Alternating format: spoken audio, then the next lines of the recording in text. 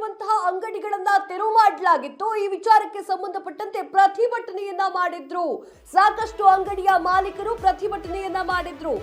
ನಾವು ಯಾವುದೇ ಕಾರಣಕ್ಕೂ ಕೂಡ ಆ ಒಂದು ಅಂಗಡಿಯನ್ನ ತೆಗೆಯೋದಿಲ್ಲ ಅಂತ ಹೇಳಿ ಹೋರಾಟಗಳನ್ನ ಮಾಡಿದ್ರು.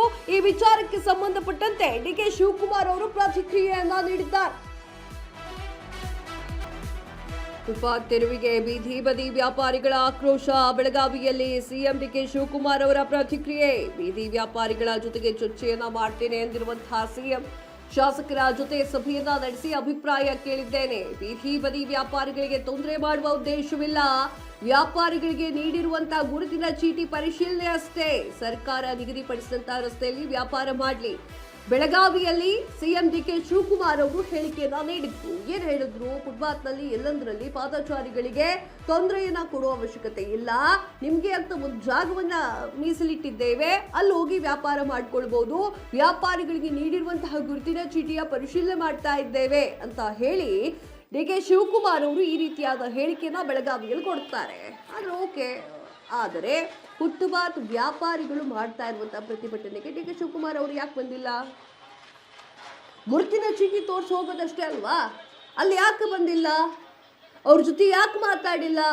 ಯಾವ ಜಾಗದಲ್ಲಿ ಅವರು ಹೋಗಿ ಅಂಗಡಿ ಹಾಕೊಳ್ಳಿ ಅಂತ ನೀವು ಪರ್ಮಿಷನ್ ಕೊಟ್ಟಿದ್ದೀರೋ ಅದನ್ನ ತೋರಿಸಿ, ಯಾವ ಜಾಗ ಅಂತ ಹೇಳಿ ಅಲ್ಲೇ ಹೋಗ್ತಾರೆ. ಎಸ್, ಡಿ.ಕೆ. ಶಿವಕುಮಾರ್ ಅವರು ಏನು ಮಾತನಾಡಿದ್ರು ನೋಡ್ಕೊಂಡು ಬನ್ನಿ. ಎಲ್ಲರ ಬೆಂಗಳೂರಿನಲ್ಲಿ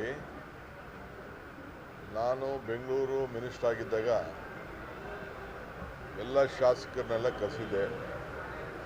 BJP, ಜನತಾದಳ, ಕಾಂಗ್ರೆಸ್ ಪಾರ್ಟಿ ಎಲ್ಲ ಶಾಸಕರನ್ನೆಲ್ಲ ಕರೆಸಿದ್ದೆ. ಕರೆಸಿ ಬೀದಿ ವ್ಯಾಪಾರಿಗಳ ಬಗ್ಗೆ ಚರ್ಚೆ ಮಾಡಿದ್ದು. ಎಲ್ಲರ ಅಭಿಪ್ರಾಯ ಒಗ್ಗಟ್ಟಿನಿಂದ ಬೀದಿ ವ್ಯಾಪಾರಿಗಳನ್ನೆಲ್ಲ ಎಲ್ಲೆಲ್ಲಿ ಟ್ರಾಫಿಕ್ಕಿಗೆ ತೊಂದರೆ ಆಗ್ತಾಯಿದೆ ಅವ್ರನ್ನೆಲ್ಲ ತೆರವುಗೊಳಿಸಬೇಕು ಅನ್ನೋದು ಎಲ್ಲ ಒಟ್ಟ ಅಭಿಪ್ರಾಯ ಆಗಿತ್ತು. ಮೂರು ಪಕ್ಷದವ್ರದ್ದು ಅಭಿಪ್ರಾಯ ಆಗಿತ್ತು. ಆ ಪ್ರಕಾರ ಕೆಲಸ ನಡೀತಾ ಇದೆ. ಆದರೆ ಅವರಿಗೆ ಸೈಡಲ್ಲಿ ಹಾಕೊಳ್ಳಿ ಅಂತ ಹೇಳಿದ್ದೀವಿ. ಆಮೇಲೆ ಸುಮಾರು 60,000 ಜನ ನಾವೊಂದು ಸರ್ವೆ ಮಾಡಿಸಿದ್ದು. ಅವ್ರಿಗೆಲ್ಲ ಗುರುತಿನ ಚೀಟಿ ಕೊಡಬೇಕು ಅಂತೇಳಿ ಕೆಲವರೆಲ್ಲ ಸರ್ವೆ ಮಾಡಿಸಿಟ್ಟಿದ್ದೇವೆ. ಒಂದು 30,000 ಜನ ತಳ್ಳೋ ಗಾಡಿಗೆ ವಿವಿಧ ರೀತಿ ವಾಹನಕ್ಕೆಲ್ಲ ಅರ್ಜಿ ಹಾಕೊಂಡಿದ್ದಾರೆ. ಅದು ಕೂಡ ಈಗ ಟೆಂಡರ್ ಕರೆದು ಅವ್ರಿಗೆಲ್ಲ ನಾವು ತ್ರಿಚಕ್ರ ವಾಹನಗಳನ್ನು ಕೊಡಲಿಕ್ಕೆ ಆಲ್ರೆಡಿ ಎಲ್ಲ ವಾಹನಗಳನ್ನೆಲ್ಲ ತರಿಸೋದು ನೋಡಿದ್ದೇನೆ. ಸೊ ಅದು ಕೃಷ್ಣ ಬೈರೇಗೌಡರು ಮಾಡ್ತಾರೆ, ಹೇಳಿದ್ದೀನಿ ನಾನು. ಆದಷ್ಟು ಜಲ್ದಿ ಅವ್ರಿಗೆಲ್ಲ ವಾಹನ ಕೊಡಿ ಅಂತ. ನಾವೇನು ನಿಗದಿ ಮಾಡ್ತೀವಿ ರೋಡ್ಗಳು ಅಲ್ಲಿ ಅವ್ರು ಇಟ್ಕೊಳ್ಳಿ. ಅವ್ರಿಗೇನು ನಾವೇನು ಯಾರಿಗೂ ಹೊಟ್ಟೆ ತೊಂದರೆ ಮಾಡಬೇಕು ಅಂತಿಲ್ಲ. ಬೀದಿ ವ್ಯಾಪಾರಿಗಳು ಇರಬೇಕು. ಆದರೆ ಹಂಗಂತ ಮೇಯ್ನ್ ರೋಡಲ್ಲಿ ಹಾಕ್ಕೊಂಡು ಕವರ್ ಹಾಕ್ಕೊಂಡು ಮಾಡೋಕ್ಕೆಲ್ಲ ಆಗಲ್ಲ. ಯಾಕೆಂದ್ರೆ ಎಲ್ಲ ಸುಪ್ರೀಂ ಕೋರ್ಟಲ್ಲಿ ಕ್ಲಿಯರಾಗಿ ನಮಗೆ ಡೈರೆಕ್ಷನ್ಸ್ ಇದೆ. ಸೊ ಕೋರ್ಟ್ ಪಾಲನೆನೂ ಮಾಡಬೇಕು, ಜನರ ಅಭಿಪ್ರಾಯನೂ ಕೇಳಬೇಕು. ಸೊ ಅದಕ್ಕೆ ನಾವು ಈ ತೀರ್ಮಾನ ಮಾಡ್ತಾಯಿದ್ವಿ. ಮುಂದಕ್ಕೆಲ್ಲ ಸ್ವಲ್ಪ ಕೆಲವ್ರಿಗೆ ಕಠಿಣವಾದಂಥ ತೀರ್ಮಾನ ಆಗ್ತದೆ, ರೀತಿ ತೀರ್ಮಾನ ಮಾಡಿದ್ದೇವೆ. ಇವತ್ತು ನಾನು ಏನೇನು ನಮ್ಮ ಕೃಷ್ಣ ಬೈರೇಗೌಡರು ಕಾರ್ಯರೂಪ ಮಾಡಿದ್ದಾರೆ, ಇದು ಅವರೊಬ್ಬರ ಮೇಲೆ ಬಿಡುವಂಥ ಪ್ರಶ್ನೆ ಅಲ್ಲ. ಇದು ಇಡೀ ಎಲ್ಲ ಶಾಸಕರು, ಬೆಂಗಳೂರು ಶಾಸಕರೆಲ್ಲ ಸೇರಿ ನಾವು ಪೊಲೀಸ್ ಅಧಿಕಾರಿಗಳ ಹತ್ರ ಕೂಡ ಚರ್ಚೆ ಮಾಡಿ ಈ ತೀರ್ಮಾನವನ್ನು ಕೈಗೊಂಡಿದ್ದೇವೆ. ಸೊ ಅವ್ರಿಗೆ ಆಲ್ಟರ್ನೇಟಿವ್ ಸ್ವಲ್ಪ ಸೈಡ್ ರೋಡ್ಗಳು, ಬೇರೆ ರೋಡ್ಗಳನ್ನ ಕೊಡ್ತೀವಿ. ಬಟ್ ಅವರು ವ್ಯಾಪಾರ ಮಾಡ್ಕೊಂಡು ಸಾಯಂಕಾಲ ಹೋಗಬೇಕು.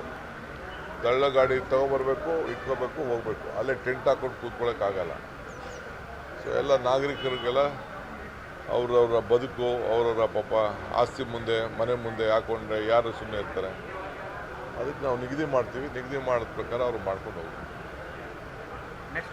ಬೆಂಗಳೂರಿನಲ್ಲಿ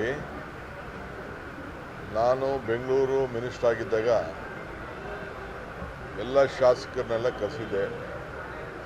BJP, ಜನತಾದಳ, ಕಾಂಗ್ರೆಸ್ ಪಾರ್ಟಿ ಎಲ್ಲ ಶಾಸಕರನ್ನೆಲ್ಲ ಕರೆಸಿದ್ದೆ. ಕರೆಸಿ ಬೀದಿ ವ್ಯಾಪಾರಿಗಳ ಬಗ್ಗೆ ಚರ್ಚೆ ಮಾಡಿದ್ದು. ಎಲ್ಲರ ಅಭಿಪ್ರಾಯ ಒಗ್ಗಟ್ಟಿನಿಂದ